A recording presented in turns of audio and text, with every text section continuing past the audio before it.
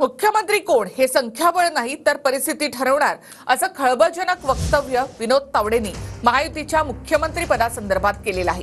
तसंच त्यासाठी केंद्रीय नेतृत्वासह राज्यातील 3 प्रमुख नेत्यांची बैठक होणार असल्याचं तावडे म्हणाले।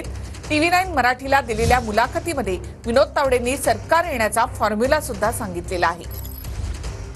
मग या आकडेवारीनुसार सगळ्यात मुद्दा येतो तो सीएम पदाचा। जर 95 ते 105 जागा भाजपला मिळाल्या तर भाजपचा मुख्यमंत्री होणार। नाही, मुख्यमंत्री कोण हे निवडणुकीच्या निकालानंतर एकत्र बसून ठरवू असं आम्ही म्हटलेलं आहे। आज आम्ही संख्याबळावर असेल अमुक असं काही म्हटलं नाही। मी म्हटलं बिहारमध्ये संख्या आमची जास्त आहे पण आम्ही नितीशजींना केलाच मुख्यमंत्री। त्यामुळे केंद्रीय नेतृत्व या तिन्ही जणांबरोबर बसून यातला निर्णय करेल। न्यू फेज किंवा रिपीट फेज या संदर्भात या सगळा निर्णय निवडणुकीनंतर केंद्रीय नेतृत्व या तिघांबरोबर बसून करेल। तुमच्या सर्वेनुसार किंवा तुमच्या अंदाजानुसार भाजपला साधारणतः किती जागा मिळतील? म्हटलं की आज अजून 3-4 दिवस आहेत। मोदी साहेबांची आज सभा मुंबईमध्ये व्हायची आहे, त्यानंतर अजून बदलेल। पण आज मी भाजप 95 ते 105 110 पर्यंत नक्की मानतो।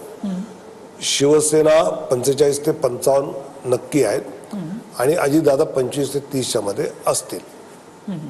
असे 165 170 पर्यंत आम्ही जाऊ, बरोबर, हा माझा विश्वास आहे। तुम्ही उद्धव ठाकरेंना गद्दार असं म्हणालात। 2019 मध्ये उद्धव ठाकरेंनी गद्दारी केली। एक मिनिट, मी गद्दारी त्यांनी केली असं म्हटलं। 2019 ला भाजप शिवसेना युती म्हणून जनतेने जनादेश दिला। त्या जनादेशाच्या विरोधात जाऊन माननीय उद्धवजींनी काँग्रेस बरोबर सरकार बनवलं, ही गद्दारी आहे। माननीय शिवसेना प्रमुख बाळासाहेब ठाकरेंचं वक्तव्य आहे की मी कधीच काँग्रेस बरोबर जाणार नाही, वेळ आली तर शिवसेना विसर्जित करेन पण काँग्रेस बरोबर शिवसेना जाणार नाही। दिल्लीतून 5 वर्षापूर्वी महाराष्ट्राच्या राजकारणाविषयी जो बघण्याचं एक सन्मानाची दृष्टी होती ती 19 नंतर जे काही सगळं झालंय त्यानंतर फार म्हणजे लोक महाराष्ट्र में कैसा हो सकता है या पद्धतीचे रिएक्शन देत आहेत। एक मॅच्युअर्ड राजकारण महाराष्ट्राचं असायचं। उद्धव ठाकरे काँग्रेस बरोबर गेले म्हणून एवढा भाजपला आक्षेप, मग भाजपनं अजितदादांना सोबत का घेतलं? असं आहे बघा, आम्ही राजकारणात आहोत। आम्ही सुरुवात केली नाही।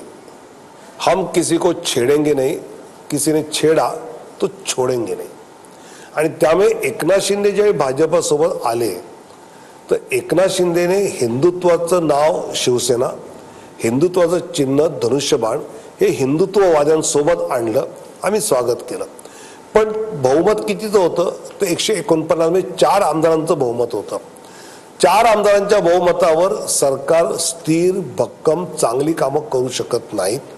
आणि त्यामुळे ज्यावेळी अजितदादा येत होते आणि त्यांचे 40-42 जण आले तर आम्ही एकदम 190 वर गेल्यानंतर भक्कम सरकार आल्यामुळे आज आम्ही चांगल्या योजना, लाडकी बहीण असेल, शेतकरी असेल, विकास कामं असेल, हे करू शकलो ज्यावेळी भक्कम सरकार झालं।